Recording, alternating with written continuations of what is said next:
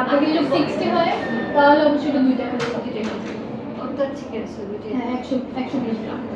তো আর ডিম একটা খাবেন সকালে, সেদ্ধ ডিম খেলে। ভাজি খেলেও তাহলে কি পোচ খেতে পারবো না? পোচ খেতে পারবে কিন্তু সামান্য তেল, একদম তেল সামান্য। কমানো। আচ্ছা, হ্যাঁ তেলটা কমাতে হবে। সবজি খেতে পারবেন, এক বাটি করে সবজি দিয়ে দিবেন, তখন সবজির মধ্যে একটু ডালটাও দিতে পারেন। ডাল দিয়ে একবারে মিক্স সবজি করে দিলেন, ওটা দিয়ে রুটিটা খেলো, এক বাটি সবজি খেলো, 2টা রুটি খেলো, ডিম খেলো, সকালের খাবার শেষ। তারপর 11টা। আচ্ছা আপনার ডেইলি রুটিনটা আপনিই বলেন যে কীভাবে আপনি খাওয়া দাওয়া করেন, কীভাবে আপনার দিনটা যায়, তাহলে আমি আপনাকে বলতে পারবো। সকালে 9টার দিকে নাস্তা করি, করে তারপরে ক্লিনিকে যাই। ক্লিনিকে যাওয়ার পরে 11টা 11:30টার মধ্যে আবার যে সিঙ্গারা টিঙ্গারা এগুলো খাইতাম, এর মধ্যে কফি খাইতাম। তারপরে 2টার দিকে বাসায় যাই, বাসায় গিয়ে দুপুরের খাবার, আবার ক্লিনিকে যাই 4:30টার দিকে, গিয়ে 5টার দিকে আবার এক মগ কফি খাই। তারপর আর কিছু খাই না। পরে মাগরিবের সময় বাসায় ব্যাক করি, 6:30 7টার মধ্যে বাসায় এসে তখন আবার এই যে নাস্তা করি, তখন আবার ভালো নাস্তা হয়। তারপর রাতে তারপর রাত্রে আবার 10টা 11টা এরকম। রাতে খাবার দেরিও হয়ে যায়, মানে 11টা 11:30। উনি তো আগে আসে, রাতের খাবারটা তো লেট কেন? ওই যে নাস্তা খেতে খেতে লেট হয়ে যায়, মানে দেখা যায় উনি নাস্তা যাওয়ার ফ্রুট খায়, আবার এটার পর আবার ভাজা পোড়া কিছু থাকলে ওটা খায়। যাওয়ার আগে নাস্তাটা করে যাবেন, নয়তো নাস্তাটা আপনি নিয়ে যাবেন।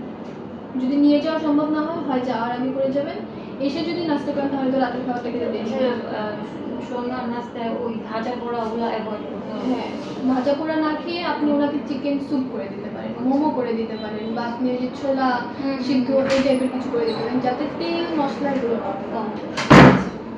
তাহলে সকালে চানাচুর মাখা এভাবে খেতে পারবো? জি খেতে পারবেন, কিন্তু চানাচুরটা না একটু খেতে।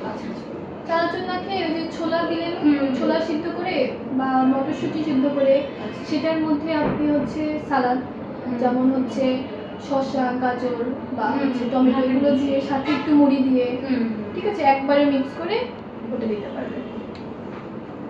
এখন 11টায় যেহেতু আপনি বাইরের খাবারটা খান, এই সময়টা আপনি বাসায় থেকে ওই খাবারটা নিয়ে যান। সেই সময়টা আপনি সকালবেলা তো 2টা রুটি, আপনাদের বাসায় যে রুটি ওটাতে 2টা রুটি, তারপর সবজি আর ডিম, ওটা তো খেলাম। আরও যে আপনি বললেন যে কখনো 2-3টা করে ডিম খাওয়া হয়, বাকি ডিমটা আপনি কখন খান? ও একটা দিয়ে 2টা খাই।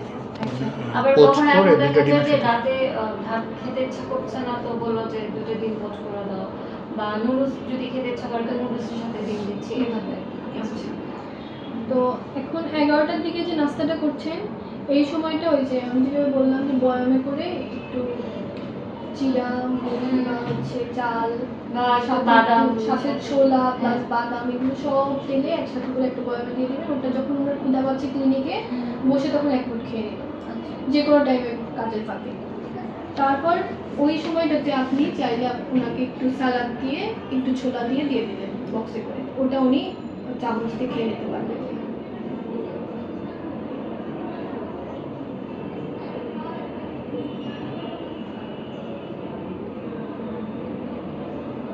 তারপর চাইলে আপনি ওনার জন্য 12টার দিকে একটা টক ফল নিয়ে যেতে পারবেন, এটা কিন্তু ক্যারি করা যায়, একটা সবুজ আপেল। সো এটা আপনি 12টার দিকে আপনি একটা সময় করে একটা ফল খেয়ে নিলেন, যেমন একটা সবুজ আপেল খেয়ে নিল, 2-3টা বড়ই খেয়ে নিল, টক বড়ই যেটা আমাদের দেশি বড়ই ওইটা, বা একটু কাঁচা আম, এরকম টাইপের কিছু ফল যেটা আপনি নিয়ে যেতে পারবেন, ক্যারি করতে পারবেন, এরকম কিছু ফল একটু 12টার দিকে খেয়ে নিলেন। তারপর বাসায় এসে 2টা-2:30টার দিকে তো খাওয়াটা হচ্ছে সব দুপুরে। দুপুরের খাবারে 3 কাপ ভাত খেতে পারবে। মেজারিং কাপের 1 কাপ যেটা ওই কাপের, হ্যাঁ এই কাপের ভাত, ওই তো হাফ, এটারই 3 কাপ ভাত খেতে পারবে। আচ্ছা। আর সবজি সালাদ খেতে পারবে এটা, ওকে। মানে এটা আমাদের বাসার চায়ের কাপের সমান। তো ওইটাতে 3 কাপ ভাত খেতে পারবে। তো ভাতটা কিন্তু পরিমাণে খুব কম, ওর জন্য আরো বেশি লাগবে। সেই জন্য উনি সালাদটা পারলে সবজি সালাদ উনি 2 কাপ করেও খেতে পারে, সমস্যা নেই, সবজি সালাদ দিয়ে উনি পেট করতে হবে।